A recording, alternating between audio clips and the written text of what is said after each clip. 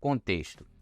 Eduardo Bandeira de Melo foi reeleito presidente do Flamengo em 2015 com 1.632 votos, seguido de Valim Vasconcelos com 834 e Cacau Cota com 259. Durante a campanha, prometeu maior investimento e profissionalismo no futebol. Após um 2016 promissor no campo, em janeiro de 2017, Flávio Godinho, vice-presidente e homem forte do futebol, é preso pela Operação Lava Jato. Com isso, Eduardo Bandeira de Melo passa a acumular a presidência do clube com a vice-presidência de futebol. Como testa de ferro do setor mais espinhoso do clube, Bandeira passou a dar declarações polêmicas. Após a eliminação da Libertadores, chamou parte da torcida de falsos rubro-negros. O trabalho continua, nós confiamos em quem está trabalhando no Flamengo e, independente de pressão de quem quer que seja, a coisa vai continuar. Eu sei que tem algumas pessoas que estão comemorando, que já devem estar aí no Twitter, falsos rubro-negros, que sempre torceram contra. Sem mudanças no departamento, passou a ser chamado pela oposição de banana e sem comando. Ainda disse que os jogadores Gabriel, Márcio Araújo, Rafael Vaz e Alex Muralha eram seus protegidos. O Rodrigo Caetano até brinca que eu tenho os meus protegidos lá no elenco do Flamengo. Márcio Araújo. Eu não vou dizer, Márcio Araújo, Vaz, Rafael Vaz, Muralha, Gabriel, Com os vices da Copa do Brasil e Sul-Americana, a pressão sobre o mandatário aumentou. Em outubro de 2017, nomeou Ricardo Lomba como vice de futebol, já com a ideia de lançá-lo como candidato a presidente no ano seguinte, que foi só de problemas dentro e fora das quatro linhas. Ainda próximo do futebol, Bandeira bateu boca e fez gestos a torcedores, mas a ação mais criticada por Landim e seu grupo foi o fato do mandatário vir como candidato a deputado federal, algo condenado pela oposição, que via como nefando o fato de usar o clube para fazer política partidária. Foi nesse contexto que Rodolfo Landim se elegeu presidente em 2018 com 1.879 votos, seguido de Lomba, candidato de Eduardo Bandeira de Melo, com 1.097. Aproximação do futebol e centralização de decisões. Em 2018, Landim prometia ser um presidente mais discreto no dia a dia do futebol. No futebol, você seria estilo Bandeira, que tá ali no vestiário, que tá lá no CT todo dia, ou você seria um cara que estaria mais distante, que você só apareceria nos momentos de, vamos dizer assim, críticos, né? Se as pessoas têm a expectativa de me verem, vamos dizer assim, com a camisa do Flamengo, quer dizer, acompanhando o treino e dentro de vestiário, esqueçam. Se eu começar a ficar gastando meu tempo, para poder ir ver treino de jogador, entendeu? Entrar em vestiário, eu não vou estar fazendo aquilo que eu preciso ser feito. Se eu não fizer, ninguém vai fazer. Isso, de fato, aconteceu, mas até 2022. Campeão da Copa do Brasil e da Libertadores, o Flamengo tinha encaminhado a renovação do técnico Dorival Júnior. Até o presidente chegou a falar sobre antes da final da Libertadores. Abre aspas. A final deste sábado é um jogo super importante, sem dúvida, mas, independentemente do resultado, nosso desejo é de renovação com o Dorival. Ele é muito merecedor. A ideia é essa. Fecha aspas. Mas algo mudou e o mandatário resolveu mudar o rumo e escolheu pessoalmente Vitor Pereira como treinador do Flamengo para 2023. O mesmo se deu com a escolha de Jorge Sampaoli. Até o vestiário o Landim tem frequentado, como após o segundo jogo contra o Grêmio pela Copa do Brasil. Eu acho que a torcida saiu daqui vendo que todos nós jogamos com uma vontade enorme, cada um lutando, cada um cobrindo o parceiro. Assim como seu antecessor, o atual mandatário tem centralizado decisões e participado mais diretamente do futebol. Falta de comando e cobranças. Na sua primeira campanha para presidente, uma das maiores críticas que Rodolfo Landim fazia a Eduardo Bandeira de Melo era a falta de comando, apatia e a forma com que as derrotas eram naturalizadas. Nós vamos cobrar resultados e vamos ter metas e cobranças fortes, entendeu? Em relação, e vamos agir no momento em que os resultados não vierem, se isso acontecer, que é algo que a gente também não viu. Ou seja, nós vamos cuidar da gestão do Flamengo. Em um texto destinado a Reinaldo Rueda, técnico recém-contratado em 2017, Landim assinou uma carta que dizia em um trecho, abre aspas, o Flamengo atual é um clube apático, sem vida, sem vibração. Não se vê sangue nos olhos, não se vê uma cobrança séria, não se vê revolta pela derrota. Muitas delas tratadas como se fossem naturais. Não se vê mais respeito pela torcida, maior patrimônio do clube. Se no futebol você conseguir combater o espírito corporativista e burocrático do atual Flamengo, já estará dando um grande passo para o seu sucesso junto à nação. Fecha aspas. Fora os vídeos que viralizam de suas entrevistas falando da responsabilidade do presidente, cobranças e comando. A percepção do torcedor é oposta ao que o mandatário escreveu e falou anos antes.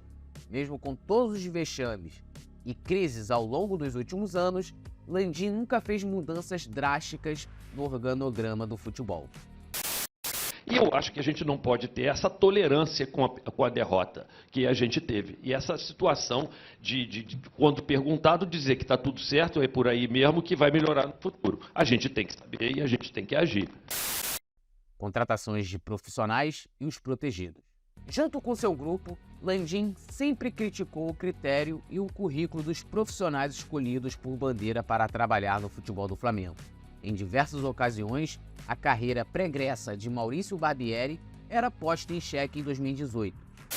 A execução, nós vamos colocar pessoas capacitadas e com o nível do Flamengo. É impossível o Flamengo não ter um técnico até abril e depois colocar lá um rapaz promissor, mas que veio do Audax, por exemplo, para tomar conta do Flamengo, que é algo que não é possível. Como eu já citei anteriormente, a gente não pode começar um campeonato, tá certo, sem ter um técnico e manter essa situação até abril, quando sai, e a gente bota um assistente técnico para ser técnico do Flamengo, que é uma pessoa que pode ser uma pessoa que tem futuro, mas ela não tem o nível de alguém que está trabalhando dentro do Flamengo.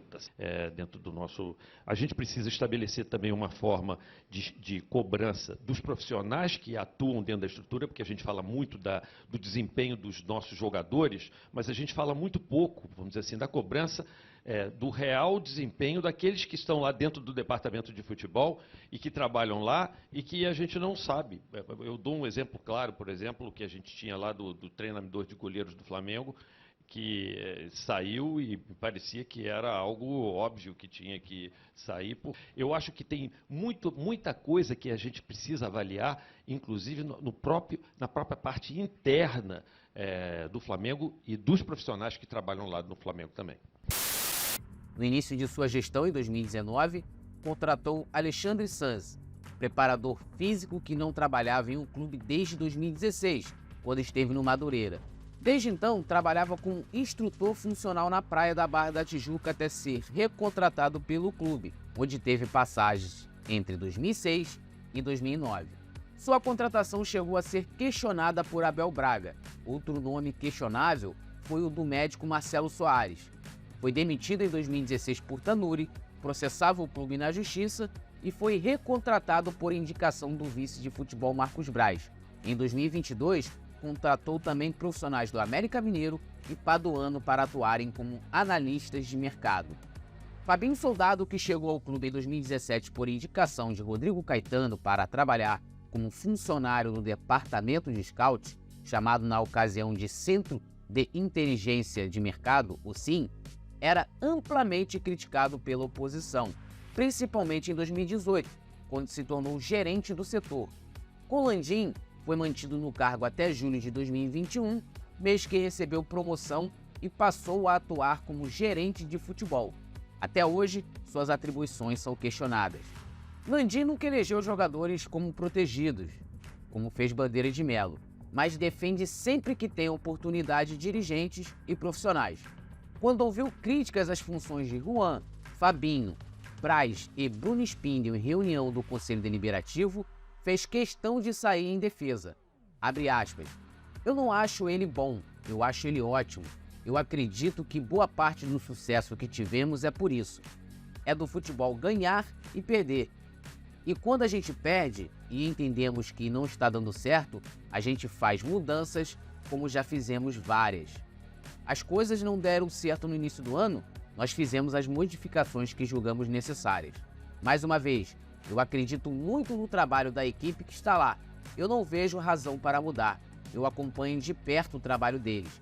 Se existe um responsável, não é o Marcos Braz ou o Bruno Spindel, sou eu. A minha decisão é que eles vão continuar lá e eu vou continuar trabalhando do jeito que eu estou trabalhando. Fecha aspas. Essa declaração foi dada em abril deste ano. Até ali, o Flamengo acumulava vexames no Mundial de Clubes, quando foi eliminado pelo Al Hilal, a perda da Recopa Sul-Americana para o Independiente Del Valle e a final do Carioca, perdido após sofrer uma goleada para o Fluminense no segundo jogo. De fato, o trabalho continuou o mesmo, com exceção da troca de treinador e comissão técnica. Saiu Vitor Pereira e entrou Jorge Sampaoli, e o jeito de trabalhar permaneceu sem alterações. Uso do clube na política partidária. Bandeira de Melo foi candidato a primeira vez a deputado federal em 2018, quando ainda era presidente do Flamengo. Após a oficialização da candidatura, foi amplamente criticado pela oposição por usar o clube para se promover politicamente. Landim sempre discursou dizendo que nunca precisaria do Fla para autopromoção, mas permitiu, com seu apoio, que outros fizessem isso. Em 2020, Marcos Braz foi candidato a vereador. Mesmo com um momento ruim do futebol, contou com o apoio do presidente e foi mantido no cargo. Em 2022, Landim articulou com seus grupos de apoio para que votassem contra a emenda que proibiria o associado que fosse candidato em eleições eletivas a participar de qualquer poder do clube enquanto estivesse acontecendo o processo eleitoral. Pouco presente nas reuniões do Conselho Deliberativo, Marcos Braz esteve nesta. A emenda foi rejeitada e o vice de futebol pôde ser candidato novamente, dessa vez a deputado federal, em outubro do mesmo ano, sem precisar se licenciar da vice-presidência. Os mandatos como presidente do Flamengo de Rodolfo Landim coincidiram com o mandato de presidente do Brasil de Jair Bolsonaro. De 2019 a 2022, a cúpula rubro-negra sempre teve uma relação muito próxima com o governo federal. Inclusive, essa relação sempre foi questionada por parte da torcida e jornalistas, que diziam ultrapassar o limite do razoável entre uma instituição privada e um setor público. Em 30 de outubro de 2022, dia que ocorria o segundo turno da eleição presidencial do Brasil e dia seguinte da conquista do tricampeonato da Libertadores, o presidente do Flamengo permitiu um encontro com Jair Bolsonaro no aeroporto do Galeão para que parte da delegação tirasse fotos com a taça junto do candidato à reeleição. É claro que as imagens foram usadas de forma política e eleitoreira. Vale ressaltar que não é anormal um presidente da República receber um clube ou seleção que tenha conquistado um título importante, mas isso geralmente ocorre de maneira oficial, no Palácio do Planalto, respeitando protocolos e com planejamento. Em 2009, o Flamengo conquistou o hexacampeonato brasileiro no dia 6 de dezembro. Parte do elenco foi recebido pelo então presidente da República, Luiz Inácio Lula da Silva.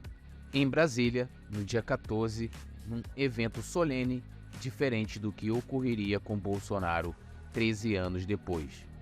O que podemos constatar com esse breve histórico é que o candidato Landim de 2018 seria um forte opositor do presidente Rodolfo Landim.